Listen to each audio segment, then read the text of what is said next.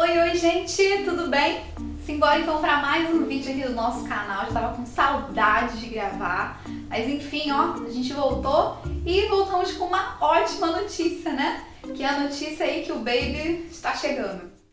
Bom, gente, então nesse vídeo eu vou contar um pouquinho pra vocês como foi todo esse processo, né?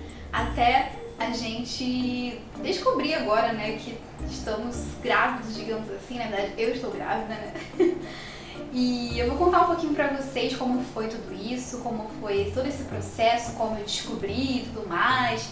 A história desde o início, né? Então, quer acompanhar essa história aí, ó? Vem comigo!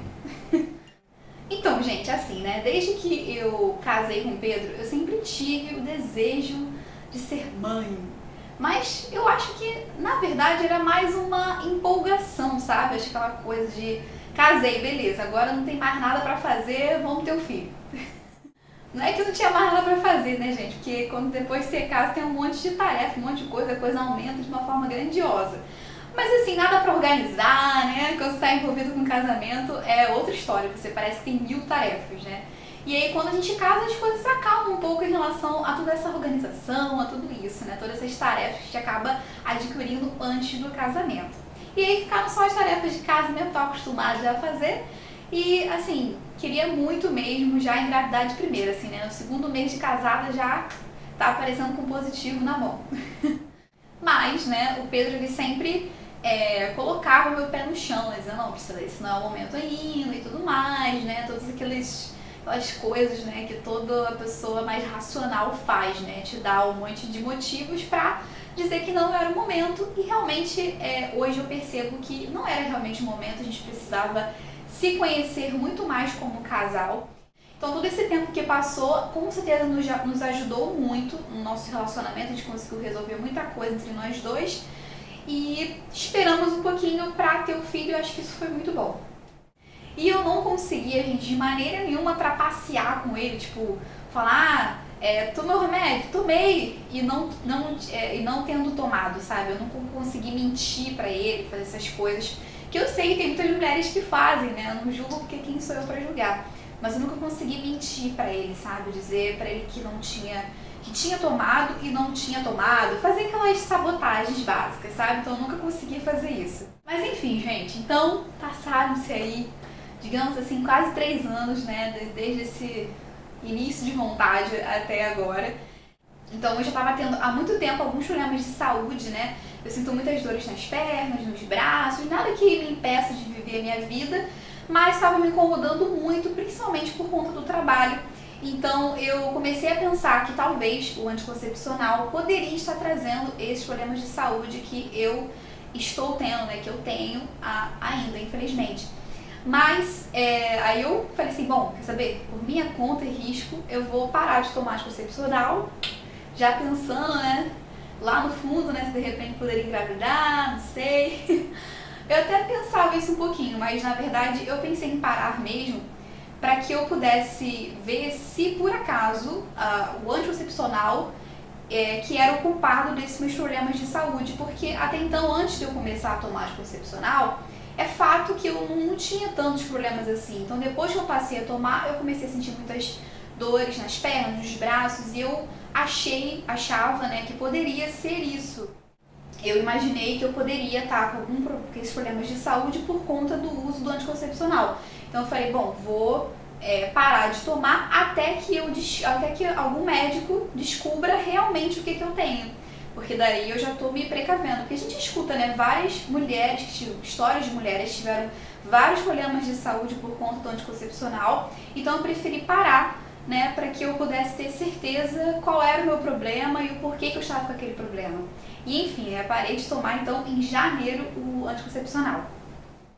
E assim, né, gente, eu fiquei durante todos esses meses, desde janeiro até agora, eu estava sem tomar anticoncepcional, mas até março, até mais ou menos março, até o final de março ou um pouquinho de abril, eu não me lembro agora exatamente, eu estava me precavendo, né, gente, estava me cuidando, né, fazendo os cálculos e tudo mais, né, enfim, me preservando da toda maneira que a gente tem que fazer para não ter bebê, né.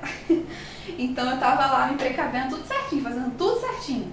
Mas aí quando chegou em abril, a gente meio que se empolgou, eu e o Pedro, a gente se empolgou assim, sabe? E a gente resolveu deixar as coisas rolar, deixar vir o bebê. O Pedro vai falar que ele não falou nada disso, sabe? Mas é verdade, ele realmente, por um tempinho, ele topou a ideia de deixar as coisas livres, né, digamos assim, e deixar vir o bebê. Mas, no mesmo mês, em abril, ele falou assim, não, uma semana depois, gente, praticamente, ele já estava desistindo já, porque começou a pensar em um monte de coisas, da questão financeira, um monte de coisas.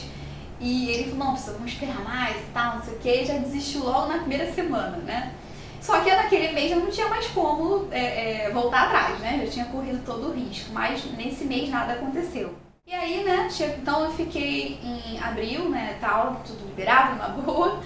E em maio, até então, a gente ia resolver, então, né, voltar a se precaver normalmente e tal, se prevenir, né, gente, precaver eu acho que tá certo não. Se prevenir, né, de maneira correta, como a gente deveria fazer, né. Então a gente decidiu que a gente ia voltar, então, em maio, daí pra frente, a se prevenir. Mas, não sei porque eu acabei deixando a coisa rolar. O que eu queria também que viesse já, né, gente, já tava com vontade.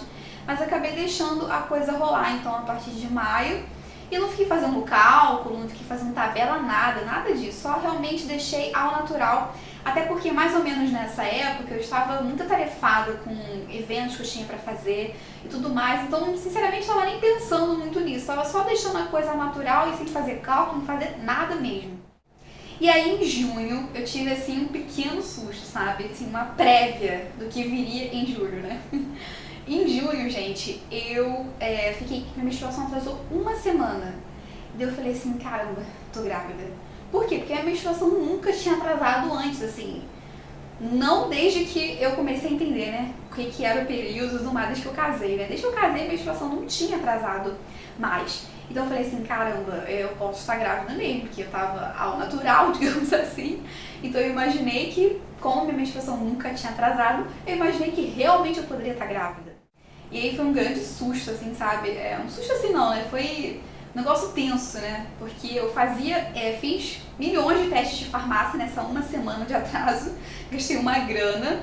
E depois, né, foi na segunda, uma semana depois, uma semana exatamente depois, a minha menstruação desceu.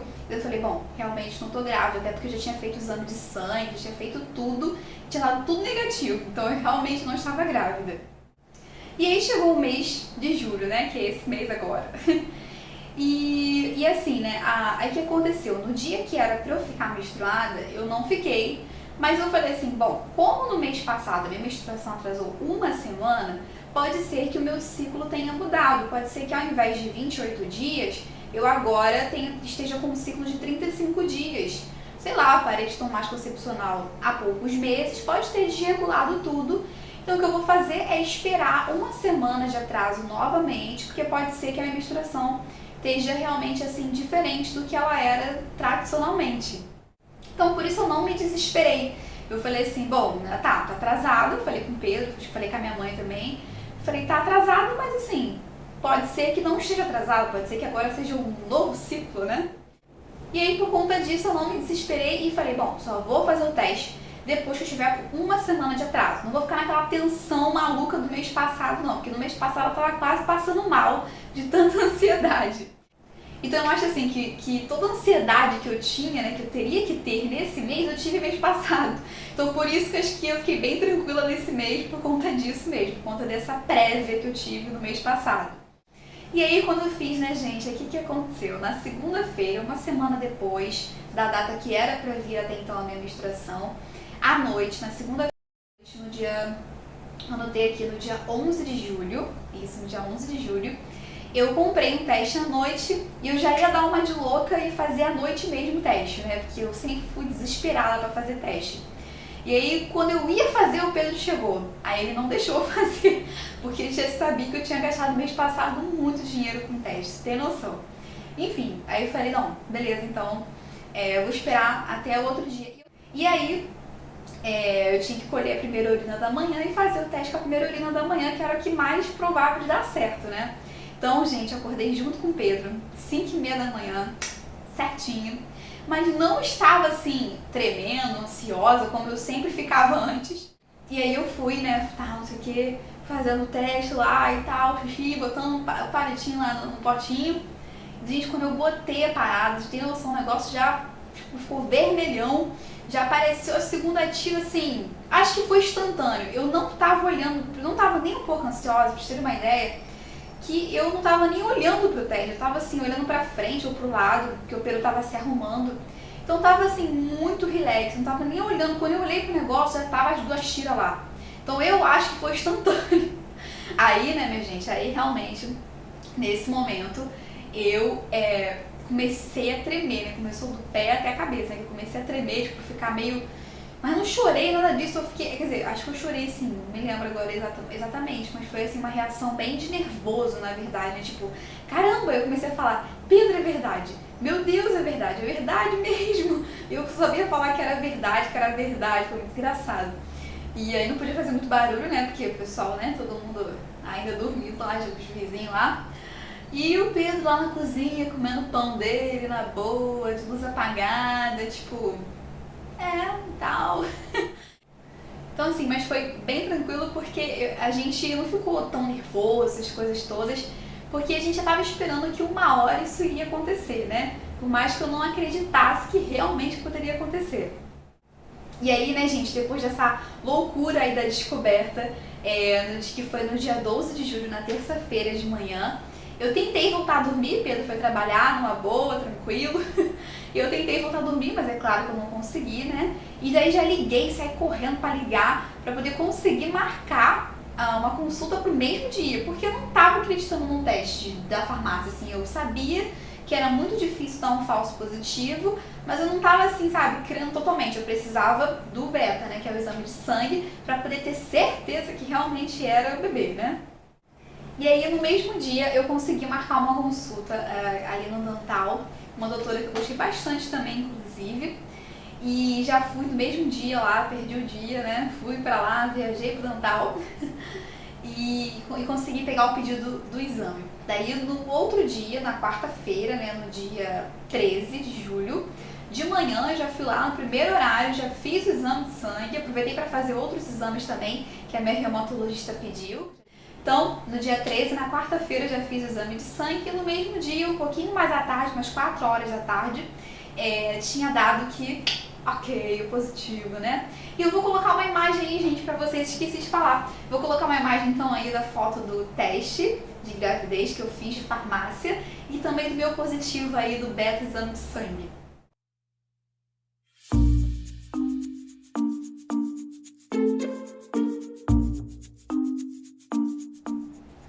E aí, gente, eu fiz tudo assim, um atrás do outro, né? Na terça eu fiz o teste, na quarta já fiz o exame de sangue, já soube o resultado, e na quinta eu já tava de novo lá na ginecologista, na obstetra, no caso, né? Fazendo já a primeira consulta, né? Pra mostrar o resultado positivo. E daí ela me passou uma série de exames, né? A primeira ultra, né? Que é a transvaginal. E me passou uma série de exames de sangue e tudo mais, e eu já fui fazer na segunda-feira da semana seguinte. Então assim, eu fiz tudo corrido, né? Tudo bem rápido, porque eu queria ter certeza que estava tudo ok, que realmente estava fluindo tudo bem. E aí, daqui pra lá, eu conto pra vocês então no próximo vídeo. Mas antes de finalizar aqui o vídeo, eu quero falar pra vocês um pouco dos sintomas então desse meu primeiro mês, né? Da semana 5 que eu vou colocar aqui, né? Durante o mês, gente, eu não percebi grandes diferenças, assim, sabe, no primeiro mês de grávida. Eu não tive, assim, nada do que geralmente as grávidas têm no primeiro mês. A única coisa que eu tive nessas 5 primeiras semanas, digamos assim, foi uma tontura a mais do que normalmente eu sinto. Porque eu tenho labirintite, né, mas ela não me ataca direto, digamos assim, né? Ela não me tira do eixo sempre. É mais momentos específicos, né, de muito estresse e tudo mais, ou quando uso muito telefone. Então, geralmente eu fico super bem, eu não sinto a labirintite influenciar tanto na minha vida, né? E nesse mês, nesse primeiro mês, essas 5 primeiras semanas, eu estava sentindo muita tontura. Tipo assim, eu tinha que encostar minha cabeça em algum lugar porque eu tava, tipo, meio que delirando. E basicamente o que eu senti foi isso, né? Aí o que mais marcou, assim, essa semana 5, digamos assim, né, que os sintomas que eu tive foi os seios que ficaram sensíveis, né, como se... Mas todos os sintomas foram muito parecidos, como se eu fosse ficar menstruada. Então por isso que eu realmente não senti muita diferença. Então os seios ficaram sensíveis, eu tive essas tonturas fortes, né, e constantes que eu falei com vocês. E eu tive também umas cólicas leves, assim, como se eu tipo, vou ficar e não vinha nada. Vou ficar menstruada e não vinha nada. Eu acho que isso é a pior parte, né? Então eu tive algumas cólicas, assim, leves. Tive também um certo enjoo, mas um enjoo bem fraco, sabe? Nada do que, né, veio depois.